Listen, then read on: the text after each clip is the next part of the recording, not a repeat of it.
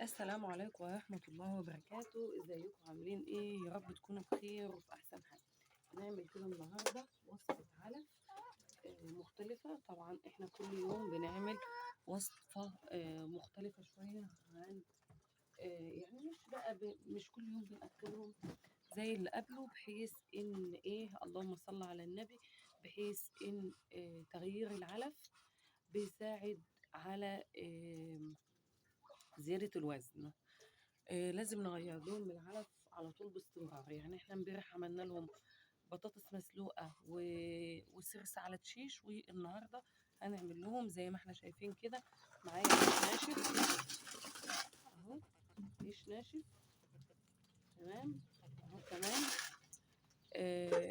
فوق العيش الناشف ده هنزل بيه السرس بتاعنا، وعليه كمان دشيش.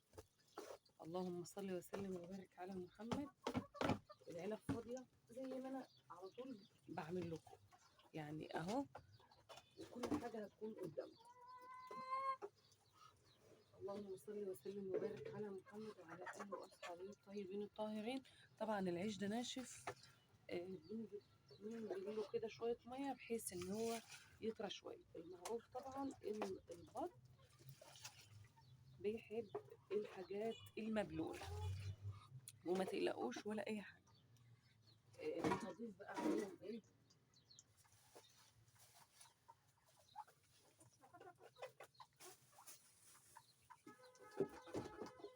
اللهم صل وسلم وبارك على محمد، شوية من الذرة تمام،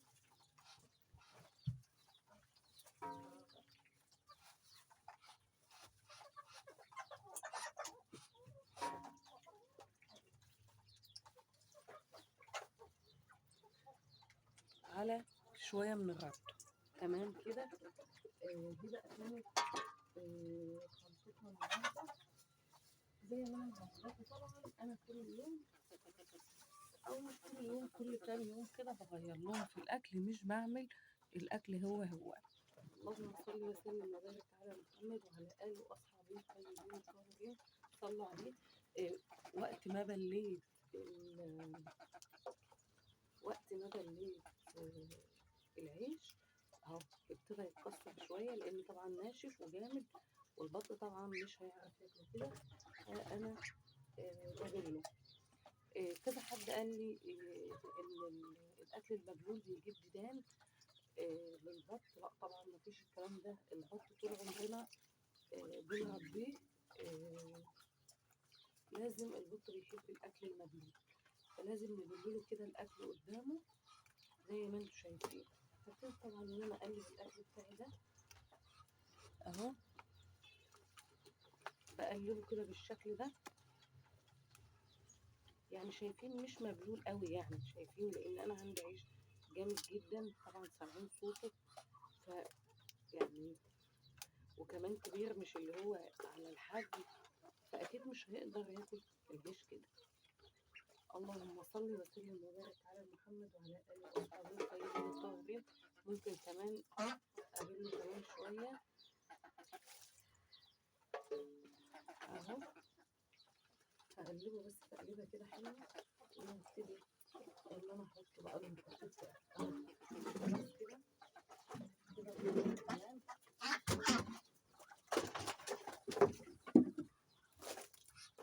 شايفين اهو، ما شاء الله، ما شاء الله، ما قوة الا بالله.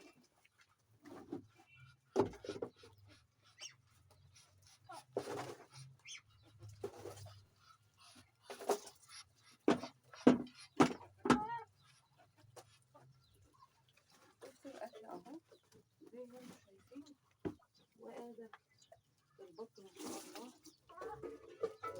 تبارك الله، مش بياكل اهو زي ما انتم شايفين في الفيديو. مش محتاج ان انا اهو، بصوا ما شاء الله، لا حول ولا قوة الا بالله اهو، ما شاء الله. وطبعا البط التاني اهو هو مبلول حاجة بسيطة جدا، يعني مش مبلول اللي هو الاوفر، لا، مبلول حاجة بسيطة جدا. وده البط التاني بياكل في العلبة التانية. طبعا انا بحط علبتين. اذا عجبكم الفيديو يا ريت تدعموني من اللايك والاشتراك والكومنت الحلو، ولو في اي سؤال اي استفسار اي حاجة اكتبوا لي في الكومنتات، وباذن الله باذن الله هرد عليكم. استنونا في فيديو جديد ومعلومة جديدة. استودعكم الله في رعاية الله وحفظه جميعا.